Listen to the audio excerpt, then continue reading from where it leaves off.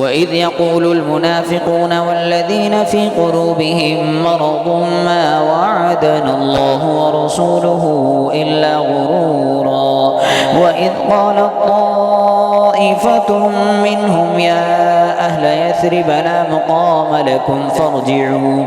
ويستأذن فريق منهم النبي يقولون إن بيوتنا عورة وما هي بعورة إن يريدون إلا فرارا ولو دخلت عليهم من أقطارها ثم سئلوا الفتنة لآتوها وما تلبثوا بها إلا يسيرا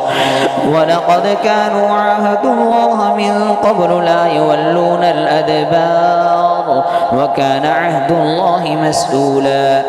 قل لن ينفعكم الفرار إن فررتم من الموت أو القتل وإذا لا تمتعون إلا قليلا قل من ذا الذي يعصمكم من الله إن أراد بكم سوءا أو أراد بكم رحمة ولا يجدون لهم من دون الله وليا ولا نصيرا قد يعلم الله المعوقين منكم والقائلين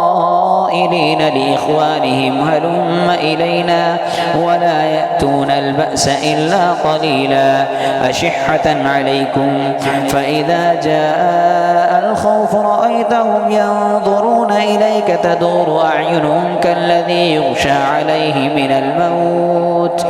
فإذا ذهب الخوف سلقوكم بألسنة حداد أشحة على الخير أولئك لم يؤمنوا فأحبط الله أعمالهم وكان ذلك على الله يسيرا.